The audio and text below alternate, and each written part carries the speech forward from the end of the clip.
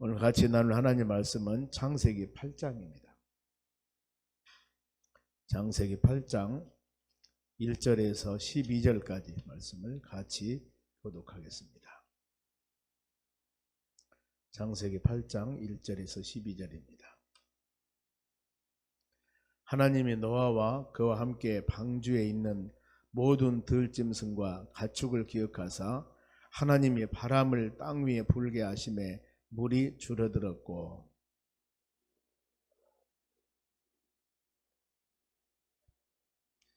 물이 땅에서 물러가고 점점 물러가서 150일 후에 줄어들고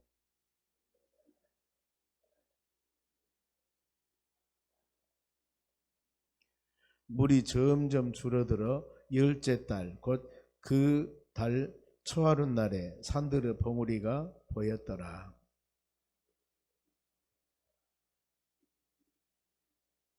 까마귀를 내놓음에 까마귀가 물이 땅에서 마르기까지 날아 왕래하였더라.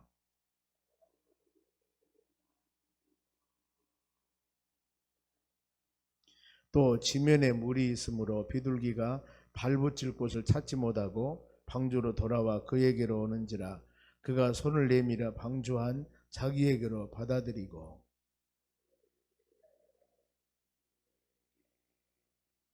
저녁 때 비둘기가 그에게 돌아왔는데 그 입에 감람나무 새 잎사귀가 있는지라 이에 노아가 땅에 물이 줄어든 줄을 알았으며 또 7일 기다려 비둘기를 내놓으며 다시는 그에게 돌아오지 아니하였더라. 아멘. 옆 사람에 인사합시다. 오늘도 승리합시다. 제가 어제 새벽 설교 말씀을 들어봤어요. 그랬더니 비가 40일 동안 40주야인데 40주로 생각하고 10개월이라고 얘기한 것 같아요. 제가 정정 죄송합니다. 우리 성도님들이 착해. 우리 교육자들도 목사님 그거 이거 잘못되었습니다 얘기했으면 참 그런 실수는 안 했을 텐데 아무 소리도 안 해요. 사실을 알아들었는가 알고도 묵이는가 죄송합니다. 요즘에 이렇게 방송하고 그다음에 그 하면서 들어보니까 그게 이거 잘못됐구나 하는 것을 아는데 만일에 그게 안 그랬다면 어떻겠습니까? 큰일 나죠. 제가 그런 실수를 또 기억나는 게 글쎄 어느 집회인가는 모르겠어요. 애들을 모여놓고 얘기를 할 때였습니다. 그런데 모세가 애굽에서 나왔을 때 3개월을 숨겼거든요. 엄마가 출애굽기 2장 1, 2절 말씀 보면 그런데 3년이라는 거죠. 3년. 그게 기억나서 근데 그때는 글쎄요 어떻게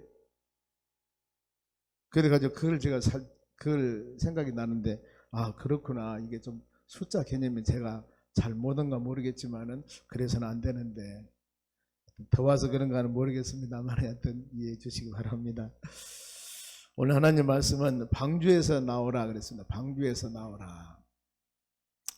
하나님의 진노로 노아의 홍수가 일어났습니다. 40주야 낮주 밤야 한자로 해석을 해야 되겠습니다. 주야로 폭우가 내려서 40주야 하면은 그렇죠. 물이 땅에 150일 동안 멈췄다고 성경을 기록하고 있습니다. 그런데 물이 지금 이제 줄어진 수단입니다. 어떻게 물이 온 세상 물로 다 멸망했는데 어떻게 그 물이 줄어졌을까? 그런데 성경에 1절 봅니다.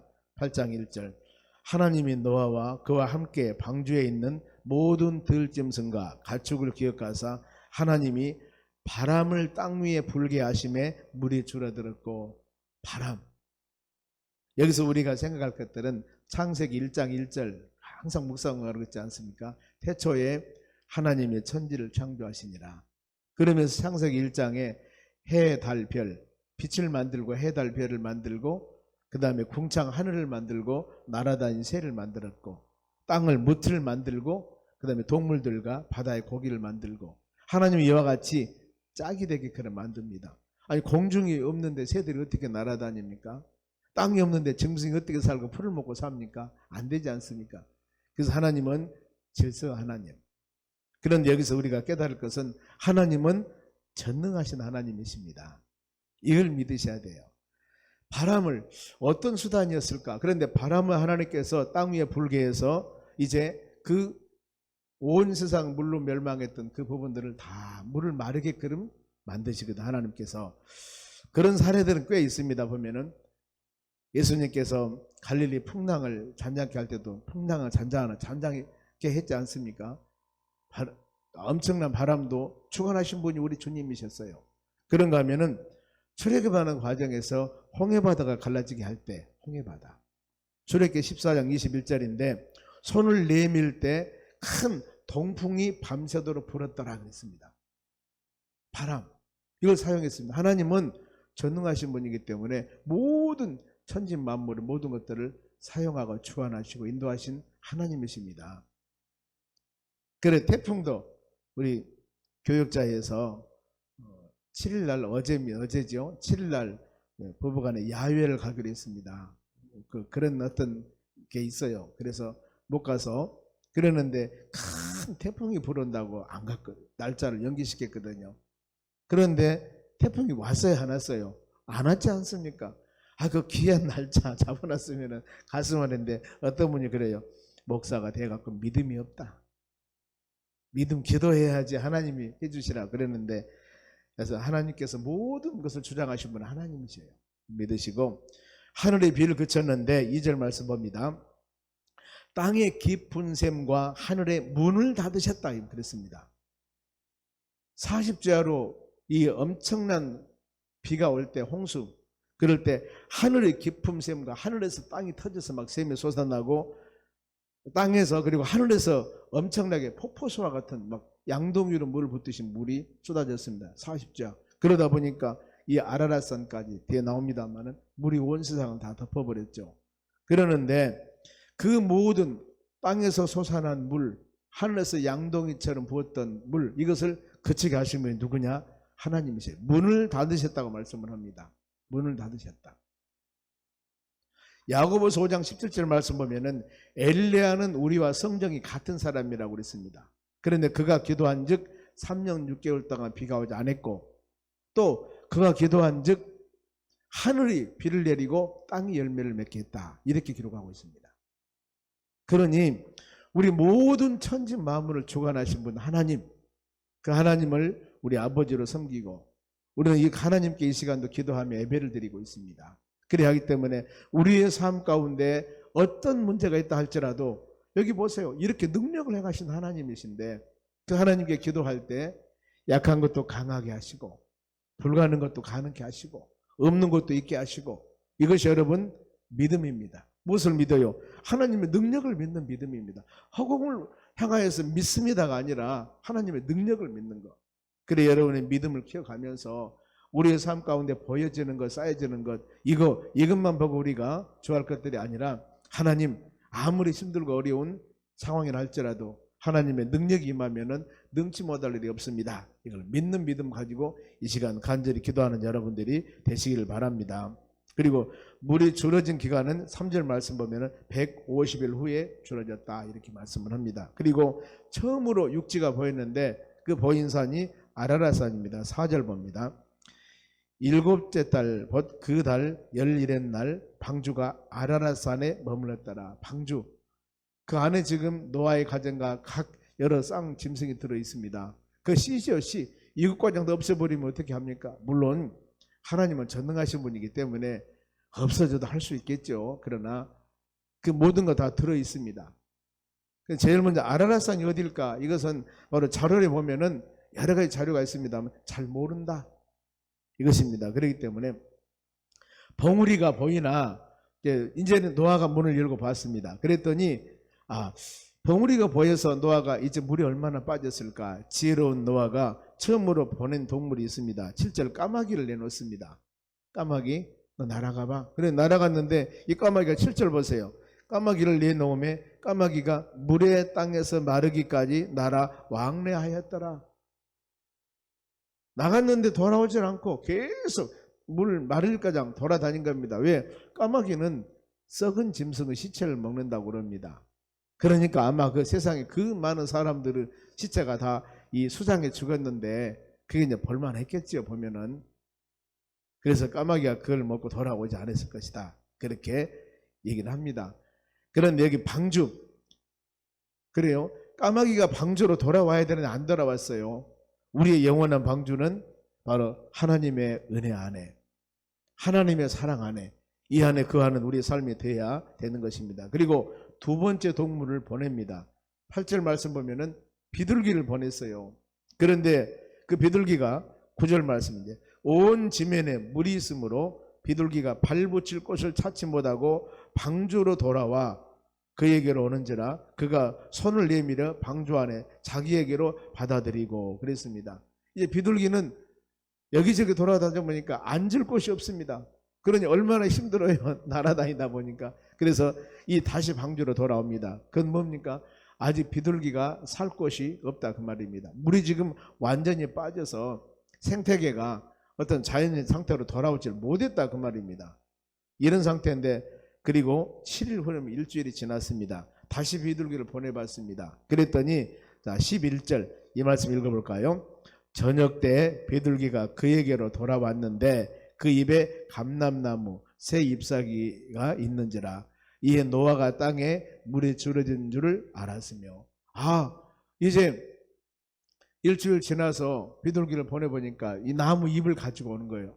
이제 땅에 물이 다 빠져서 나무들이 싹이 나고 자랐구나. 이제 살겠구나. 이것이 좀 보여지는 것들입니다. 새로운 생태계가 시작이 되는 겁니다. 자, 하나님께서는 아니면은 어떤 마음을 가졌을까? 이제 세상에는 신실한 믿음의 사람들이 생육하고 번성하게 될 것이다. 이 계획을 세웠겠죠, 보면은요.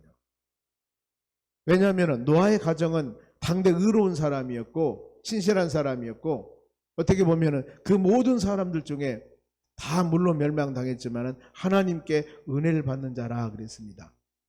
은혜라고 하는 것은 물론 노아가 조금 1.1획도 죄가 없는 사람은 아닙니다. 은혜라고 하는 것은 이 자격이 안 되는데도 불구하고 하나님께서는 자격 조건을 수여해 주는 것입니다. 그렇기 때문에 그 당시 모든 사람에 비해서 노아는 그래도 네가 제일 낫다 아마 하나님이 이렇게 하셨을 거예요. 하나님 은혜를 베풀었어요. 우리도 은혜 받는 것이 참 많습니다. 구원받는 것. 에베소서 2장 8절에 그랬습니다. 은혜를 인하여 믿음으로 구원받았느니라 그랬습니다. 우리 구원받는 것이 그거예요. 하나님께서 우리에게 은혜를 베풀어 줘서 예수 믿고 구원받는 하나님의 자녀가 된 것입니다. 죄가 아무것도 없어서 그야말로 선하고 착한 일이 너무나 잘 되어서 이런 상황은 아니라는 겁니다.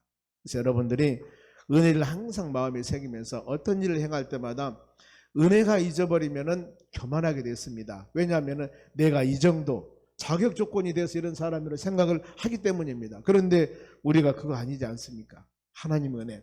바울이라는 사람도 배우기도 많이 배웠습니다. 다소에서 사는 사람이 있는데 예루살렘까지 유학을 와서 그곳에서 공부하고 가말리엘 문화생이라고 하면 그때 최고 학부입니다. 그야말로 공부할 만큼 공부한 사람입니다. 그런데 그가 예수를 만나고 난 후에 다 이 모든 것들을 배설물로 여기고 오직 생명을 향하여 예수 복음을 증거했습니다.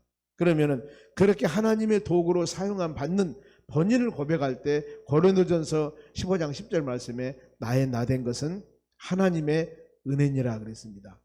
기가 막힌 말씀입니다.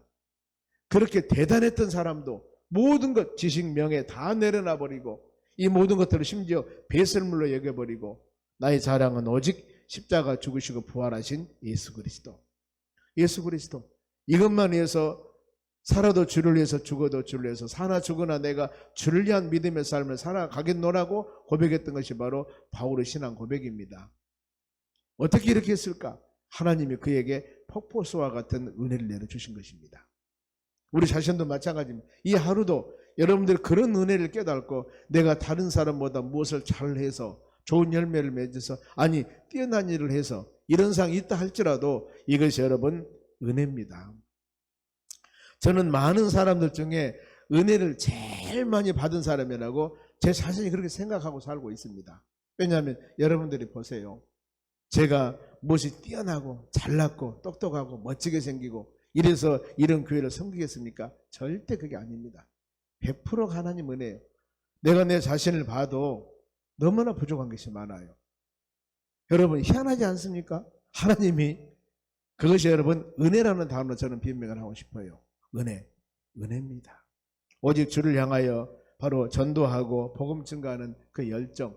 하나님 이것만큼은 두 번째 가라고 하면 좀 섭섭하죠.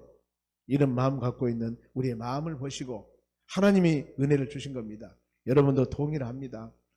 생각해보면 하나님이 우리에게 베푸는 은혜는 이루 말할 수가 없습니다. 이걸 여러분 마음으로 생각하면서 그래 그럴수록 주의 은혜를 깊이 마음에 새기면서 믿음으로 살아가는 여러분들이 되시기를 바랍니다. 그리고 이제 방주에서 노아가 나왔습니다. 이제 땅에 살 곳이 있다. 그러니까 나와서 하나님께서 말씀합니다. 16절에 모든 식구는 방주에서 다 나와라. 노아의 8 식구들, 그 다음에 모든 각양각색 동물들, 짝으로 되어 있는 동물들 쌍쌍 다 나왔습니다. 그리고 하나님께서 노아에게 축복해 준 말씀이 있습니다. 17절 이 말씀 읽습니다. 너와 함께한 모든 혈육 있는 생물 곧 새와 가축과 땅에 기는 모든 것을 다 이끌어내라. 이것들이 땅에서 다 생육하고 땅에서 번성하라 하시네. 이 말씀입니다. 이걸 잘 기억하세요. 하나님은 우리로 하여금 생육하고 번성하기를 원합니다. 하나님 우리로 하여금 모든 것이 잘 되어 번창되어 나가기를 원하는 것이 하나님의 뜻이에요. 하나님의 교회에서 영원 구원하고 여러분들 우리의 모든 삶이 더욱더 나아가고 복된 것이 그것이 여러분 하나님의 바람입니다. 창세기 1장 28절에도 제일 먼저 우리에게 복을 주고 생육하고 번성하며 다스리며 지배하라 이렇게 말씀했지 않습니까? 다음에 이제 9장에서 나올 때도 9장에도 생육 번성이 키입니다. 보면은요.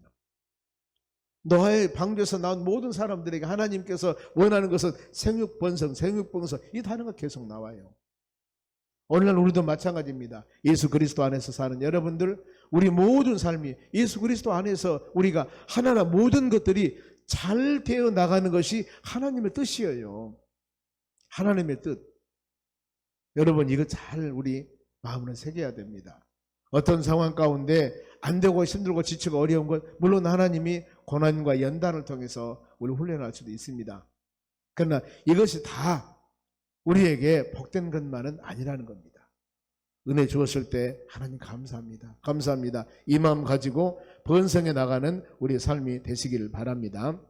모든 것이 방주에서 나왔습니다. 그리고 방주에서 나온 노아가 한 일 참 이거 20절 말씀입니다.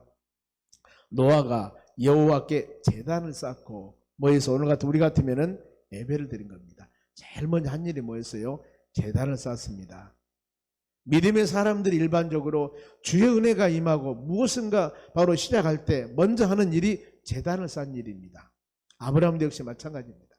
우리가 믿음의 자녀들이 사업을 경영하고 모든 일 할 때도 목사님 모셔다가 예배 드리는 것이 이런 의미들이 여러분 있는 겁니다. 하나님 모든 것을 주께 맡깁니다.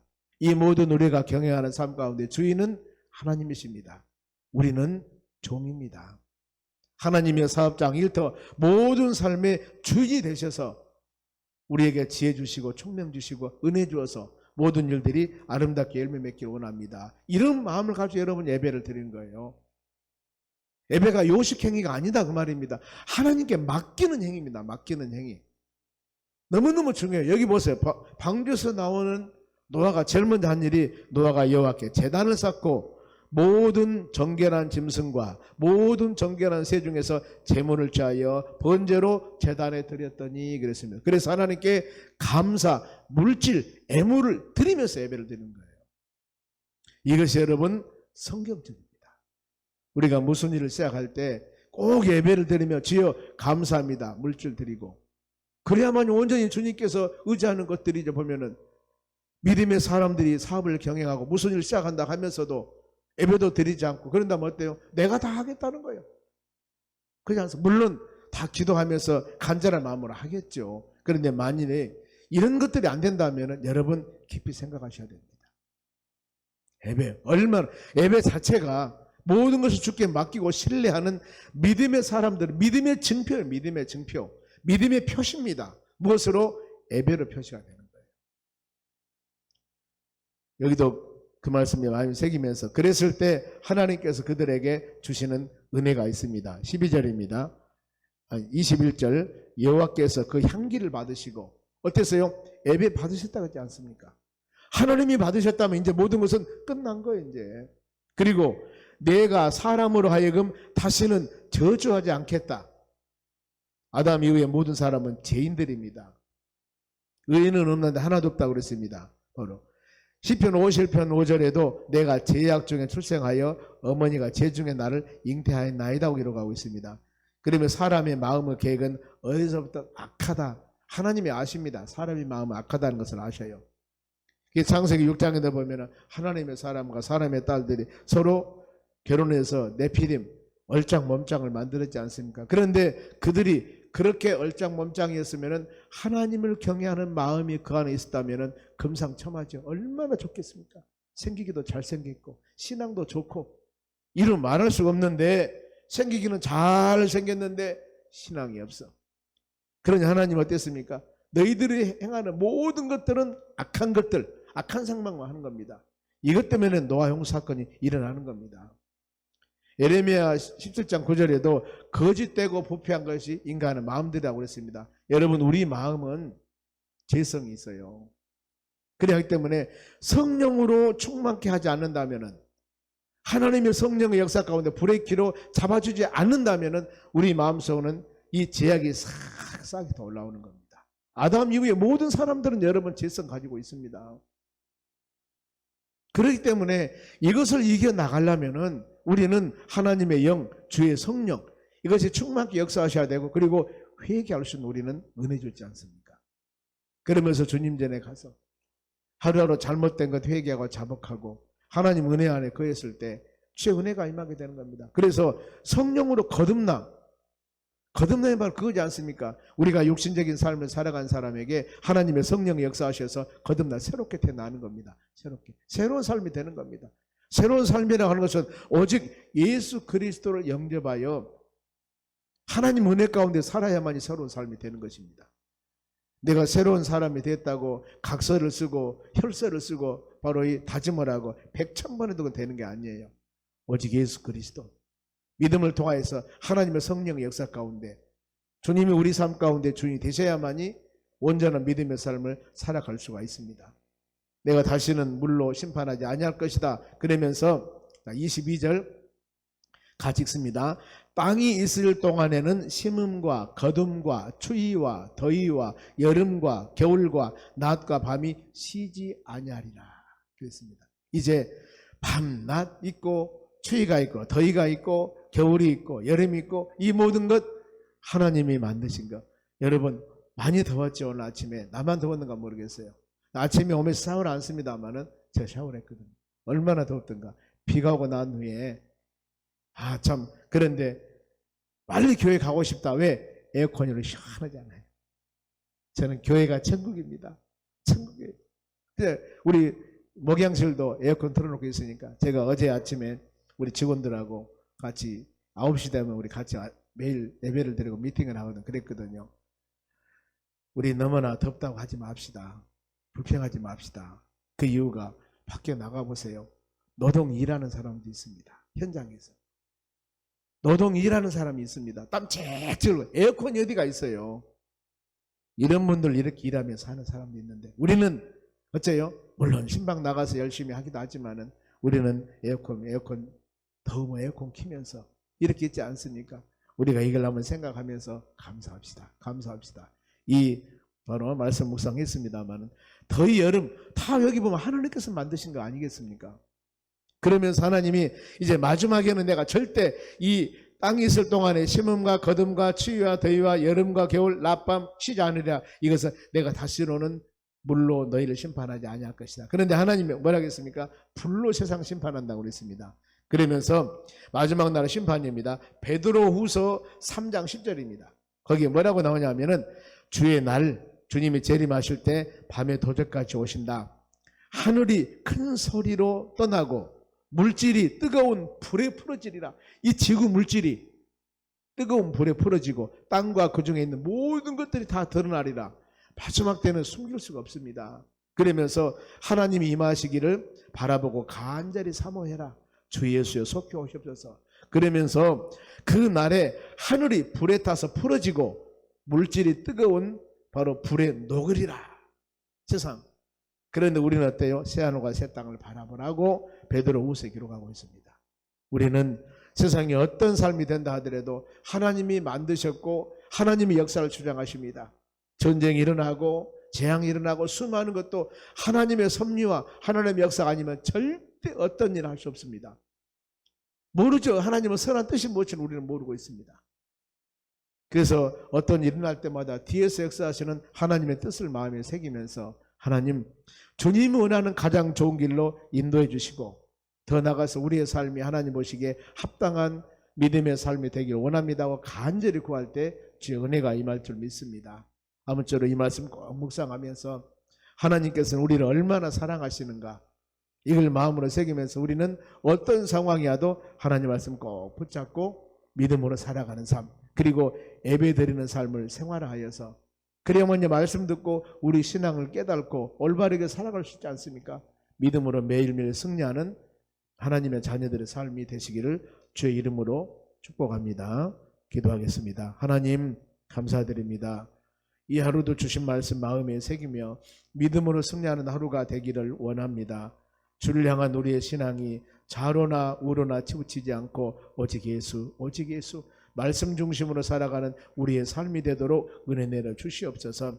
하나님 말씀 듣고 깨달음을 주었을 때 열린 마음으로 회개하며 순종하여 우리 모든 삶이 하나님 보시기에 합당한 삶으로 인도하여 주시옵소서. 감사하며 예수님의 이름으로 기도합니다. 아멘.